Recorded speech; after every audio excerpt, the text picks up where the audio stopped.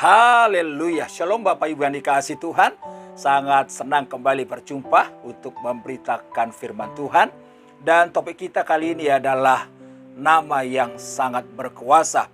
Dari kitab Filipi pasal yang kedua ayat yang ke-9 sampai 10. Itulah sebabnya Allah sangat meninggikan dia dan mengaruniakan kepadanya nama di atas segala nama, supaya dalam nama Yesus bertekuk lutut segala yang ada di langit dan yang ada di atas bumi dan yang ada di atas bumi, dan segala lidah mengaku Yesus Kristus adalah Tuhan, bagi kemuliaan Allah Bapa kita. Nah, Bapak Ibu yang dikasihi Tuhan, di dunia ini kita berjumpa dengan hal-hal yang punya kuasa, ya kan? Ada manusia yang memiliki kuasa, memiliki jabatan, memiliki wibawa, bahkan karena wibawa mereka bisa mengambil keputusan yang salah, sehingga mereka mempergunakan jabatannya untuk kepentingan pribadi dan kelompoknya. Tapi siapapun mereka, pejabat-pejabat, mereka tetap pejabat yang terbatas, karena akan ada saatnya dia akan pensiun dan kembali menjadi manusia, dan setiap manusia satu saat akan dipanggil oleh Tuhan. Saya melihat dalam Alkitab ada kuasa-kuasa yang supernatural yang bukan dari Tuhan, yaitu orang-orang yang dipengaruhi oleh kuasa kegelapan. Contohnya dalam Alkitab kita lihat ada seorang yang dirasuk oleh setan sehingga beberapa kali dia dirantai, tetapi dia dapat melepaskan, mematahkan, memutuskan rantai itu karena memang dia punya kuasa. Nah, Bapak Ibu dikasihi Tuhan, kita bisa melihat orang-orang yang dipengaruhi oleh kuasa gelap atau roh-roh yang bukan dari Tuhan. Kalau Alkitab menyebutnya ahli-ahli nujum, ya kan, dukun-dukun paranormal. Mereka mendapatkan pewahyuan dari roh-roh yang bukan dari Tuhan. Nah, mereka berkuasa, mereka memang memiliki kuasa yang supernatural. Mereka bisa saja mengetahui masa depan, mereka bisa saja memberikan kuasa. Tetapi tetap saya perhatikan dalam Alkitab, kuasa mereka adalah kuasa yang sangat terbatas. Kenapa? Karena mereka cuma ciptaan.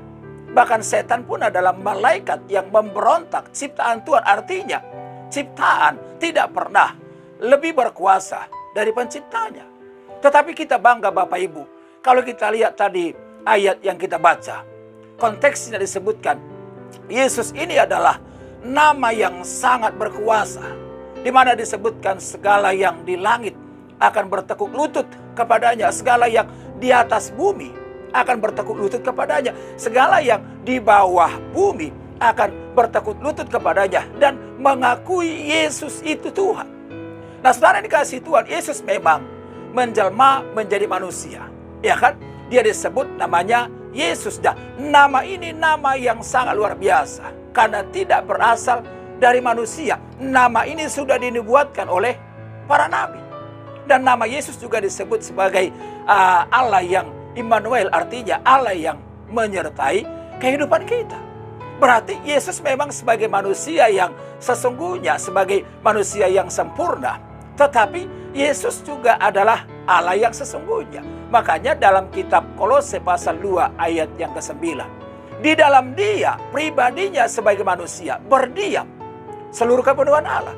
Artinya Yesus itu adalah Allah yang menjelma menjadi manusia. Seluruh sifat-sifat Allah, kuasa Allah, pengetahuan Allah ada dalam dirinya. Itu sebabnya dia Allah yang tidak terbatas. Makanya Yesus menjelaskan perjumpaan dengan Yesus adalah perjumpaan dengan Allah. Karena itu kalau Yesus ada Allah, berarti dia Maha Kuasa.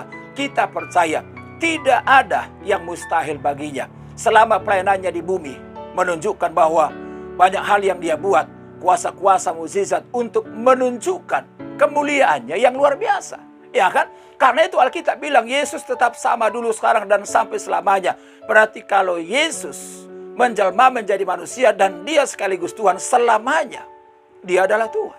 Itu sebabnya Bapak Ibu dikasihi Tuhan, malam hari ini kita belajar nama Yesus, nama yang sangat berkuasa. Kenapa? Yang pertama, nama ini sanggup melakukan mukjizat. Dalam kitab Kisah Para Rasul Kita baca Bapak Ibu, suatu ketika Yohanes dan Petrus masuk ke bait suci. Dan di bait suci ada seorang yang lumpuh sejak lahirnya. Tidak bisa berjalan, harus digotong. Dia ada di situ untuk mengemis, untuk meminta sedekah kepada orang. Nah, ketika Petrus dan Yohanes melihat orang itu, iya kan? Lalu Petrus berkata, emas dan perak saya tidak punya. Tetapi dia bilang, apa yang saya punya, saya berikan kepadamu. Dalam nama Yesus, orang Nazaret itu berjalanlah. Wah, luar biasa. Tiba-tiba orang itu bisa berjalan, bangkit, dan mengikuti Petrus dan Yohanes kemanapun mereka pergi. Nah, saudara, Petrus meneguhkan kesaksiannya, bahwa dia bilang, jangan kamu heran akan peristiwa itu. Seolah-olah kuasa kami, kesalian kami yang membangkitkannya. Dia tekankan lagi, kepercayaan kepada nama Yesus itu.